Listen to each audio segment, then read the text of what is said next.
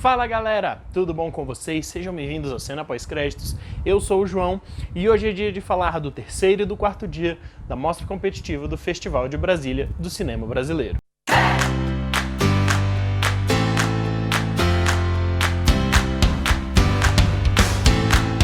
Na segunda-feira nós tivemos 2 curtas de ficção e um longa de ficção e começamos com Cabeça de Rua, um filme mineiro que conta a história de 2 primas. Uma delas trabalha como lavadora de carros e a outra vai começar nesse emprego, já que ela conseguiu um novo emprego melhor numa loja de produtos de veterinária, ração e tudo mais. Ele é um filme sobre sororidade, sobre o trabalho informal, especialmente para mulheres. Ele fala um pouquinho sobre a relação de que, beleza, você vê essa pessoa que cuida do teu carro, que lava o teu carro diariamente, mas ao mesmo tempo ela tá lá, você não tem uma certa conexão de fato. É só uma pessoa que trabalha para você que está te prestando esse serviço. A câmera é segurada na mão a maior parte do filme e usa muita luz natural e não existe música também. Todos os sons são diegéticos, ou seja, eles estão presentes naquele universo. Os personagens estão escutando o que nós estamos escutando. Meu maior problema com o filme é que ele é um curta, e ele é muito curto. Então quando você começa a entrar nessa relação entre as duas, você começa a se importar com essas personagens, o filme acaba. Então isso pra mim foi um balde de água fria, eu queria estar mais naquele universo, eu queria mais tempo com aquelas personagens. O segundo filme da noite foi o filme pernambucano A Nave de Mané Socó, e o diretor, quando ele estava apresentando o filme, ele fez referência ao Spielberg e ao George Lucas. Ele falou que eles fazem science fiction, ficção científica, e que o diretor, o Severino Dadá, ele fez uma fuleiragem fiction. Se passa na cidade de Pedra, em Pernambuco, que é a cidade do diretor, e o Mané Socó, ele é um radialista, e ele tá sempre noticiando tudo. Acontece que tem uma espécie de invasão de alienígenas, eles estão abduzindo as pessoas. Só que a graça do filme é justamente que ele é muito tosco. Ele é propositalmente um filme B, com os efeitos parecem que saíram dos anos 80, 90, sem nenhum tipo de orçamento. Então é extremamente divertido. E assim, é um curta, nós não temos muito tempo com esses personagens. Mas, por exemplo, o Mané Socó é muito engraçado. E apesar da gente não ter muito tempo com esses personagens, eles nos marcam muito. É muito interessante ver um filme pernambucano que tem uma espécie de disco voador em 2019.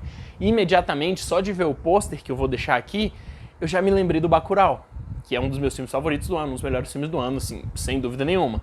Então foi um filme extremamente divertido e eu quero ver mais fuleiragem fictions na minha vida. O terceiro filme da noite foi o longa Alice Júnior, dirigido pelo Gil Baroni.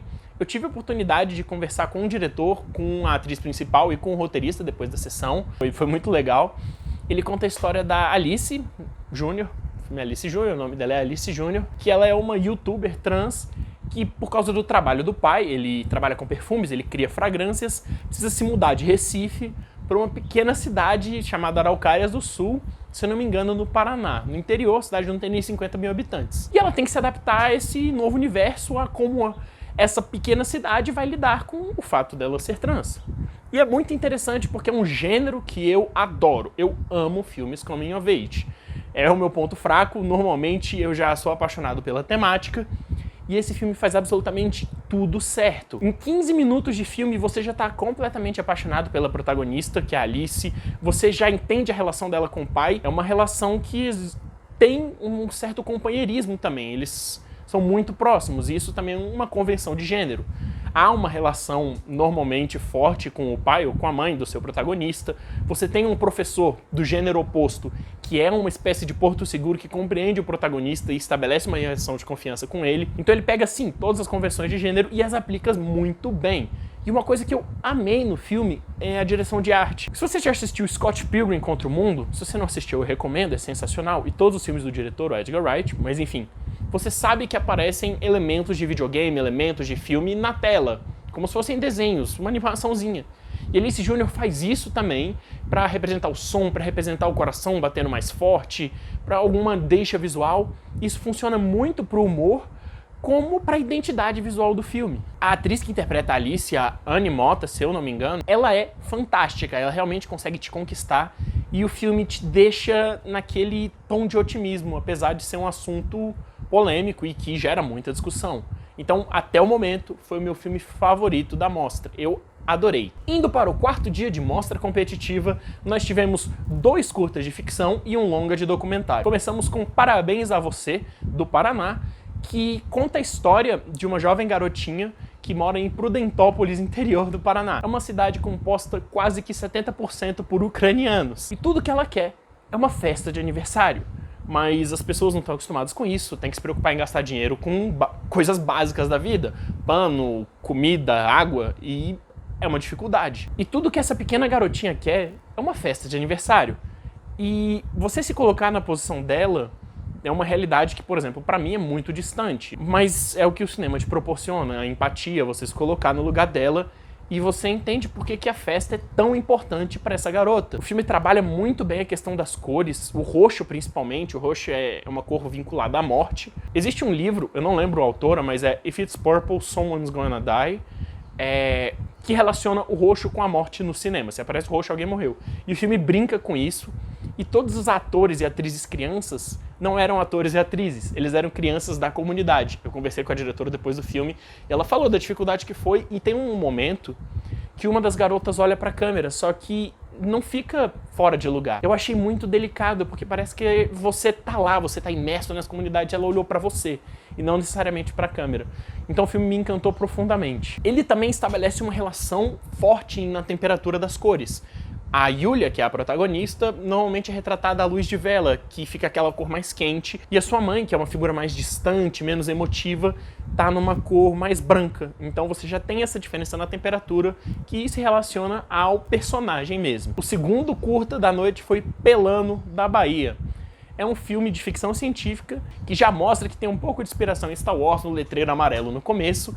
E antes de falar da sinopse, o filme foi rodado em 1:1. Ou seja, a largura é do mesmo tamanho que a altura, o filme é filmado num quadrado. Eu vou deixar aqui um exemplo. Agora o vídeo está em 1:1 e o filme é todo rodado em 1:1 e ele foi filmado por estudantes da UFBA, da Federal da Bahia. Ele traz uma mensagem muito relevante sobre meio ambiente, de certa forma censura de ser obrigado a ficar em casa porque tá tão quente que as pessoas não podem sair porque elas entram em combustão, o filme chega no absurdo. E ele é um filme que, assim, apesar do orçamento muito reduzido, você vê a qualidade, você vê como a diretora e o diretor são dois, eles têm uma visão muito interessante, eles sabem manipular a câmera, todos os diálogos são feitos com voice-over, então a gente tá imerso na protagonista que tá tentando superar mais um dia de calor, que esse é mais do que todos os outros. Então é um filme muito divertido e que é muito diferente, especialmente pela razão de aspecto. E para finalizar, o longa da noite foi o documentário O Mês que Não Terminou, do Rio de Janeiro. A ideia do documentário inicial é relacionar as manifestações de junho de 2013, que se você está vendo esse vídeo, provavelmente você se lembra, a atual situação do país. A ideia do filme é dizer que esse mês de junho de 2013 não acabou, que essa revolução, essa renovação política, essa participação popular na política se estende até hoje em um grande mês. E apesar do documentário ter sim parcialidade, o que não é nenhum problema, o documentário não precisa ser imparcial, ele é obrigado a mostrar os dois lados. Ele precisa, pelo menos, tentar ouvir para mostrar a opinião oposta. E ele realmente faz isso. Inclusive, foi alvo de vaias e gritaria durante a sessão, e isso eu não apoio. Eu acho importante o festival ser politizado, acho que as pessoas têm direito de protestar, mas não durante o filme, né?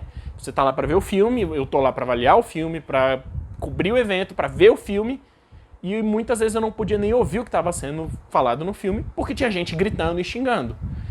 Eu entendo a indignação, mas isso é uma falta de respeito com quem está lá para assistir ao filme. Você pode se manifestar desde que na hora correta. O filme também relaciona a questão do neoliberalismo nos anos 90 ao crash de 2018 e que isso vai influenciar sim nas manifestações de 2013. Não adianta muito entrar em detalhes sobre todos os elementos, é muita informação para falar num vídeo, mas em relação à produção do documentário, a questão objetiva, algumas escolhas de música me incomodaram muito, não tinha nada a ver com a imagem que estava sendo projetada, e algumas escolhas de imagem também não tem nada a ver com o assunto. Talvez algumas sejam metafóricas demais, mas o filme tenta se manter na realidade, sem grandes filosofias. Então ficou essa inconsistência narrativa. E a narração é da Fernanda Torres, em alguns momentos parecia que ela estava só falando para receber o pagamento. Parece que ela não queria estar lá, porque ela estava de saco cheio. Então em alguns momentos fica monótono e cansativo pela falta de dinamismo na narração. Mas ainda assim é um documentário bem feito, apesar de algumas escolhas pontuais que pra mim não funcionaram, que quebram o ritmo, com uma montagem meio inconsistente também, às vezes ela é um pouco apressada, mas às vezes ela é lenta demais e não muda nada.